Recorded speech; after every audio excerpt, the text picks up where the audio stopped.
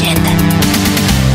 You are listening to TKK 89.5 North Star FM Radio. Tatak K, radyo kaalamang pang-modular. Magaan na sa buhay, madali pa sa pag-aaral.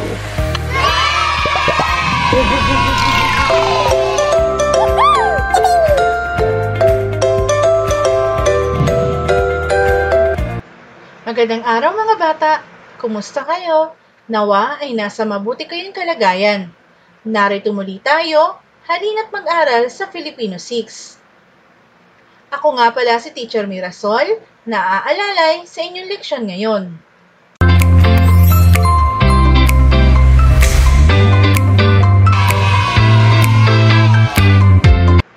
Pag-aaralan natin kung paano makapagsusulat ng tula at sanaysay na naglalarawan. May kilala ba kayong tanyag na manunulat na mahusay gumawa ng nobela at tula? Sino? Ayon sa inyong nabasa o narinig. Tama!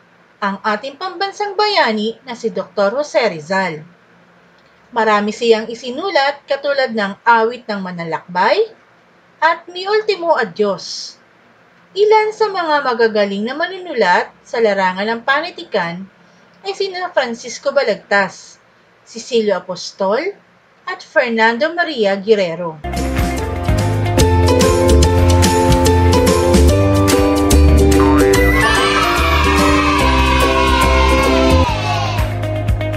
Paano ba gumawa o sumulat ng tula at sanaysay?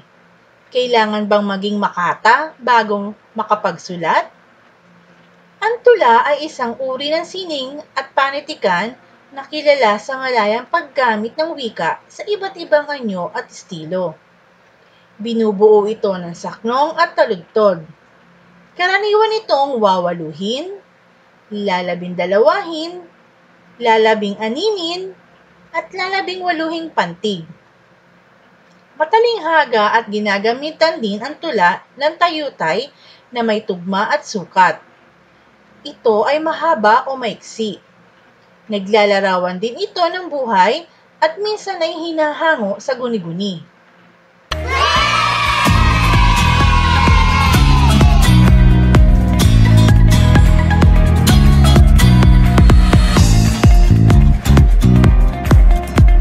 Narito ang mga dapat isaalang-alang sa pagsusulat ng tula. Una, ay ang sukat. Ito ay ang bilang ng pantig na bumubuo sa bawat taludtod sa isang saknong. Ang saknong ay maaaring binubuo ng 4 na taludtod o linya. Ang sukat ay maaaring wawaluhin, lalabing-aninin, at lalabing-waluhin.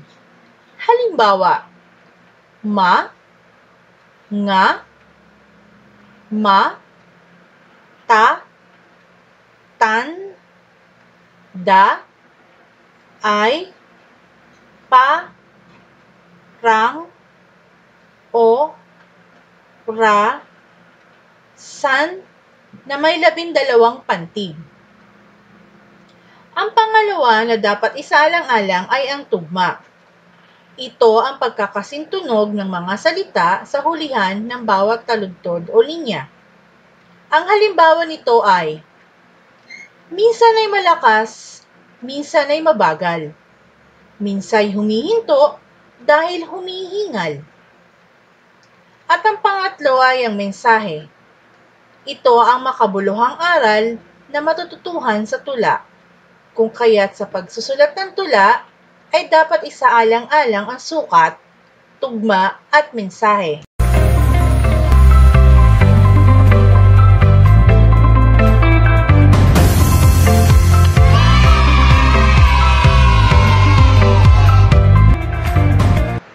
Ang sumusunod ay dapat isaalang-alang sa paggawa ng sanaysay. Una ay ang tema. Basahing mabuti ang tema, focus o topic ng sanaysay na hinihingi ng pagsusulit. Ito ba ay tungkol sa iyong sarili, opinyon o puna, isang paglalarawan, reaksyon sa isang nabasa at iba pa. Pangalawa ay ang pamagat o titulo ng sanaysay. Dapat ay may kinalaman ito sa tema ng isusulat. Hindi dapat napakahaba.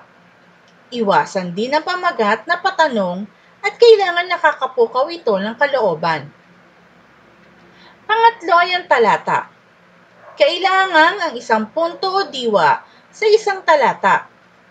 Huwag pagsama-samahin sa iisang talata o paragraph ang mga isusulat. Ang mga talata ay dapat magkakaugnay. Iwasan din ang masyadong mahahabang talata na paulit-ulit naman ang laman. Ito rin ay binubuo ng isa o lipon ng mga pangungusap na magkakaugnay. Binubuo rin ang pangunahing paksa o PP at ang pantulong na detalye o PD ang talata.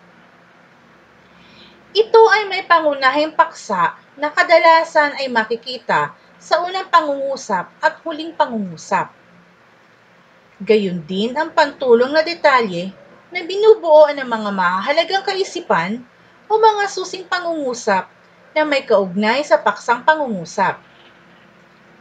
Pang-apat na dapat isaisip sa pagsulat ng sanaysay ay ang balangkas. Kung mahaba ang oras mo sa paggawa, ay maaaring gumawa ng outline para alam mo ang isusulat sa bawat talata. Isa sa alang-alang mo rin ang pamagat at tema na tatalakayin. Sa unang talata ay ang focus at ang susunod na talata ay ang mga pangunahing paksa. Dito mo makikita ang daloy kung paano inorganisa at kung ito ba ay naulit mo na. Panglima ay ang panimula, katawan at wakas. Ang sanaysay ay karaniwang may panimulang talata, katawan at wakas o konklusyon. Sa body o katawan ng sanaysay ay ipinahihiwatig ang pinakapunto ng sanaysay at ang maliliit na detalye ng punto at ang paglalarawan o masusing pagbubusisi ng maliliit na detalye. At ang panghuli ay ang tono. Tiyakin ang tono na iyong isusulat. Dapat may paggalang at formal na salita. Iwasan ng malalalim na salita at dapat ay ang mga ordinaryo o salitang madaling maunawaan ang gagamitin. Dito rin makikita kung may damdamin, galit ka ba, may paghahamon o nagtatanong.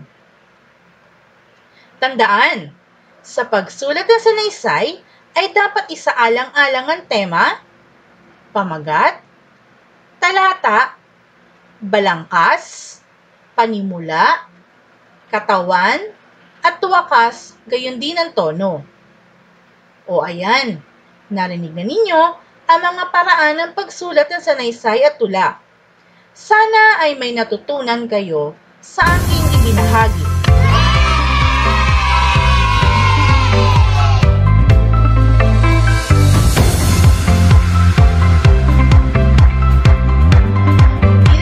Sanay ay sumulat ng maikling tula na iniaalay mo sa iyong nanay, mama, mami, o lola na sa iyo'y nag-aalaga para sa pagdiriwang ng araw ng mga ina.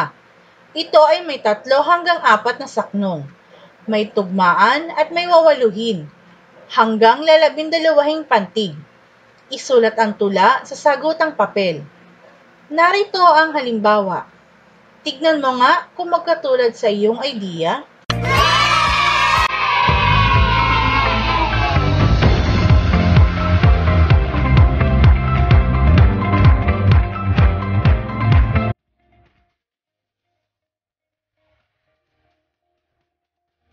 Isang tula para sa ina.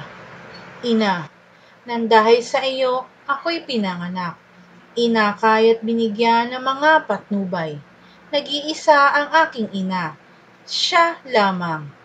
Pag-aaruga mo ay walang katulad.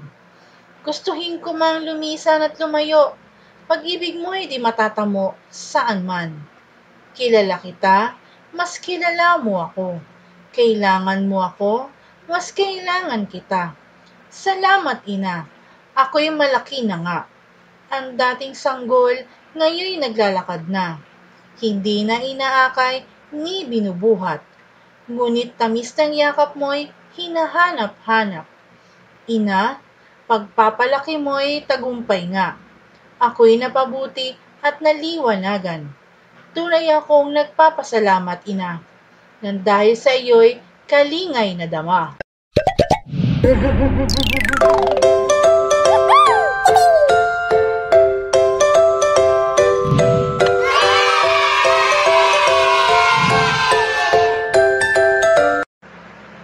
Ang tula ay may 12 pantig sa bawat linya.